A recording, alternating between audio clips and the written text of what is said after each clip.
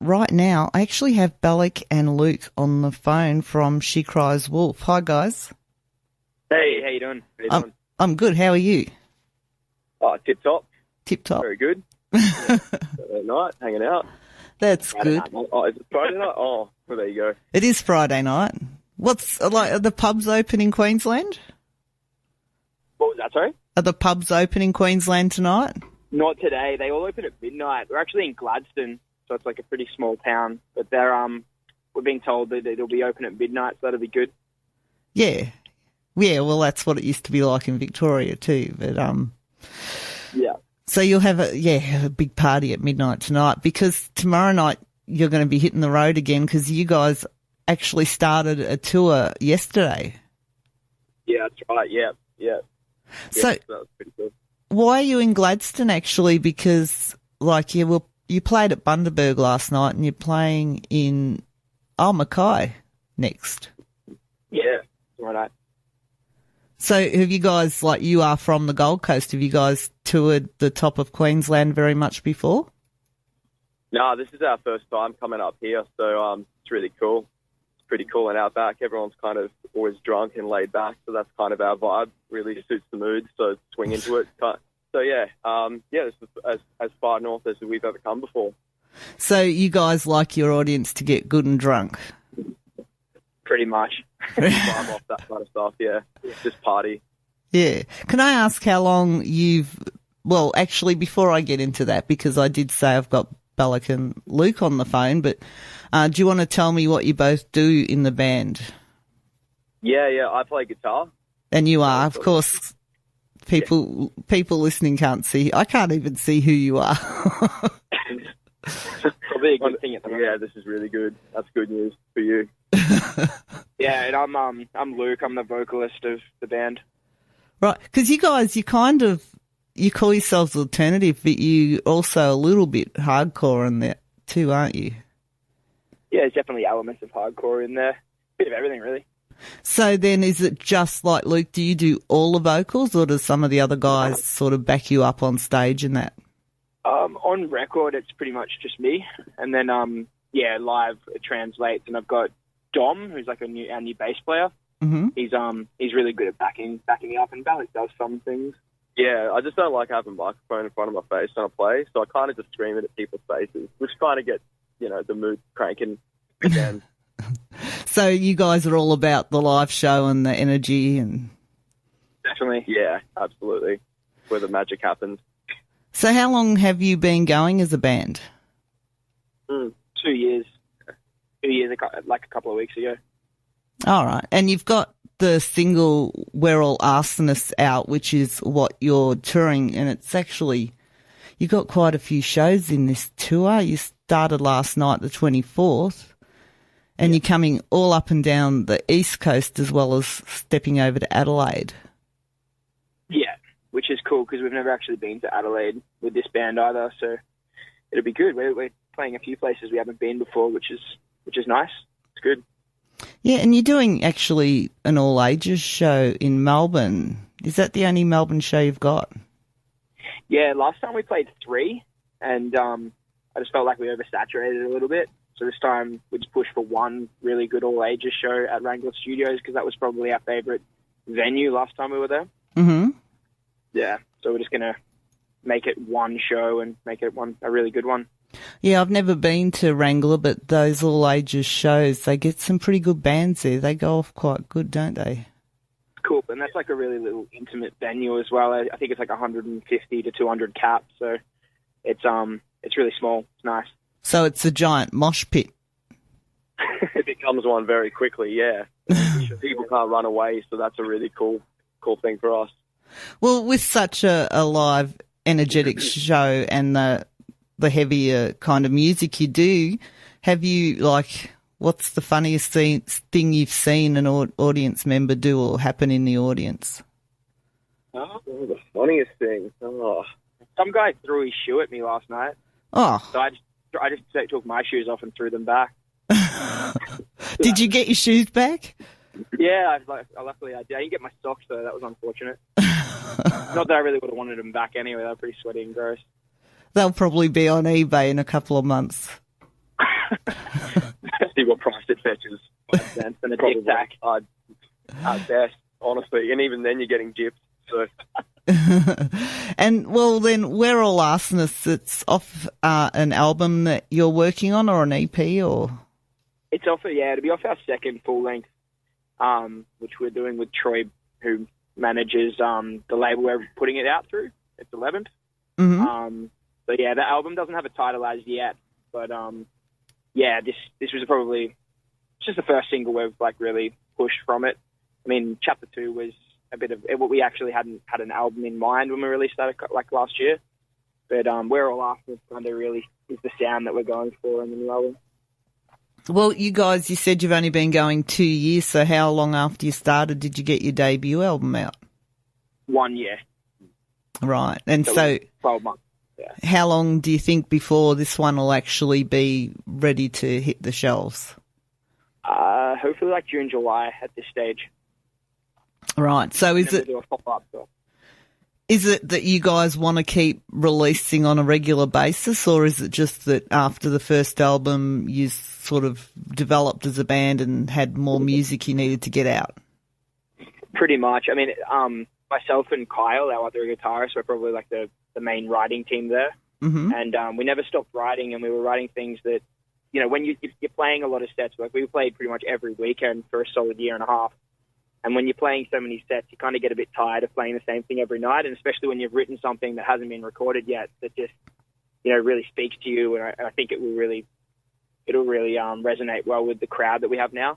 I think you just kind of get tired of playing those songs if you want to play, something new that you've got sitting in the back pocket, you know what I mean?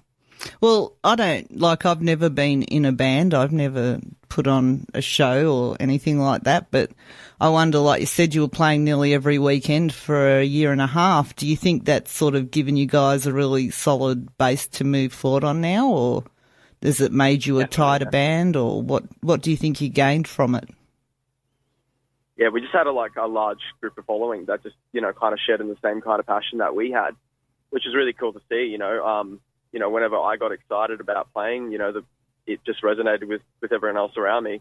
And that was my biggest, one of my most favorite things about, performing live sets. And I think that's what a lot of our fans kind of back and support and go behind is, is that feeling of just, going to a show and just kind of going absolutely nuts. And that kind of vibe in general. Does it become kind of addictive having, if you have a month or so off, do you start to think, hang on, we need to get on and do a show? Most definitely. Totally. Yeah. And you get pretty upset actually.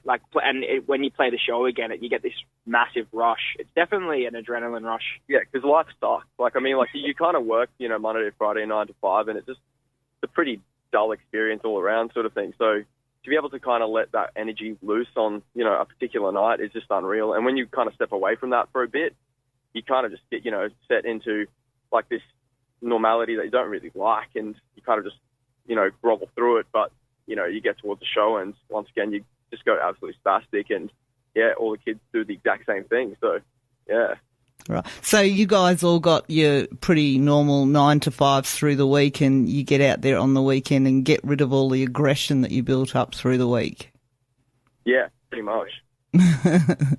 Awesome. And, well, then where do you see you guys going? I mean, obviously you're doing a reasonably extensive East Coast tour at the moment. With the release of the album, are you looking at a national tour? Are you looking at heading overseas? What's the plans?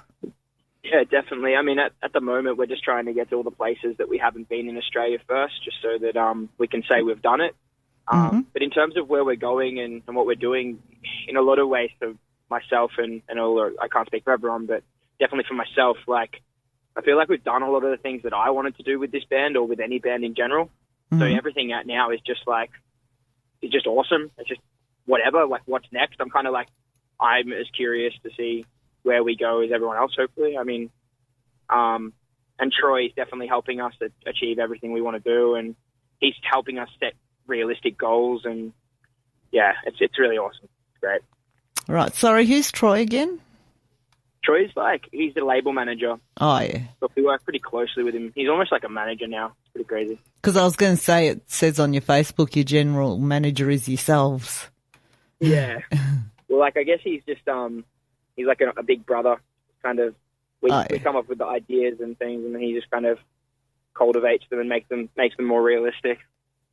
Awesome. And he helps guide you a little bit. Definitely. Yeah, because like, it doesn't matter what you do with the music industry, there's always stuff you don't know. Yeah, for sure. Yeah. Couldn't agree more. And Troy's had a lot of experience in that, so it's, always really good to have that kind of guidance, So, like I said, we just want to keep doing more and more fun things, and, he kind of is a really good resource in that sense, that, for us to keep doing some more and more fun things, so it's really good. Well, it sounds like you've got, a reasonably good attitude that you're out there playing every week and, not necessarily setting goals for yourself, but just being open to whatever happens. Pretty much, yeah. But then also, like, you are setting goals for yourselves in a way with your album recording and stuff like that. Yeah, definitely. I guess it's more of reactive goals, though. It's like we don't have any massive long-term plans or anything. It's just what's in our general horizon, Mm-hmm. Yeah. And you're bringing those shows down, as we said before, you're bringing them down the East Coast. You started last night. We won't worry about that one. Tomorrow night you're at Mackay, and then you're heading to Brisbane and Byron Bay on the 1st of April. You'll be in Byron Bay. Then the 2nd of April you'll be in Sydney, and the 3rd of April Newcastle. So you're doing it. Driving. Oh man, I hate when you say it like that, because I'm just thinking about how sweaty and yucky we're going to be in a van for that long. How much Macca's hash browns we're going to get too. Well, I'm looking. You guys have scheduled every weekend, but then at the same time you are actually working your way down the East Coast step by step. Yeah, because we're coming back for work as well. We're working like Monday to Thursday, Monday to Wednesday in some of those weeks. Mm-hmm. So we're driving down that way and then coming back home, working, then going off again the next weekend, And explaining to my boss why I'm walking in with an A-frame is always a good one.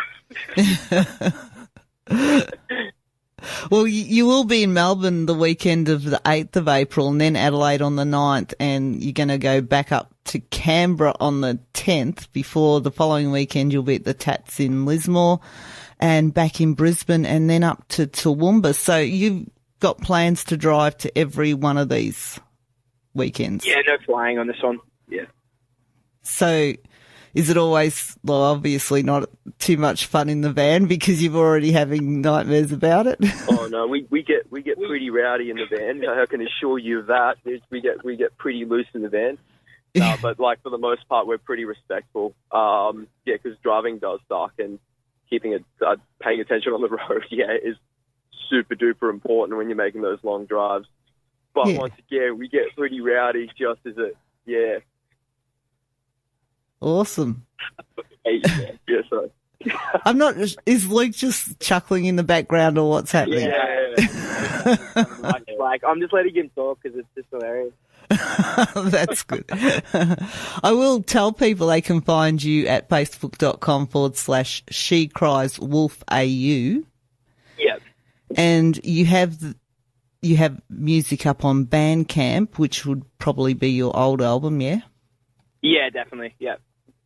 And it's a name your price too, so people should definitely go and check out shecrieswolf.bandcamp.com. And just put 0 in there. You don't have to pay for it. Yeah, but if you want to pay, then no one's going to complain. Oh, that'd be rad. That'd be really nice. I mean, if you want to do it. CDs never went astray. Awesome. It has been great talking to you guys. Thank you very much, and good luck with this tour and the album that's coming up. Thank you so much. Cheers. And when you do get that album out, we'll have to have another chat, eh? Definitely. Right now, don't forget to stick around on Collision. We still have Matt Young from King Parrot coming up and Richard Patrick from Filter Interviews, as well as The Way to Silence. But right now, this is She Cries Wolf and their new track, We're All Arsonists. Make sure you catch them on their East Coast tour. Thanks, guys. Cheers. Thank you so much.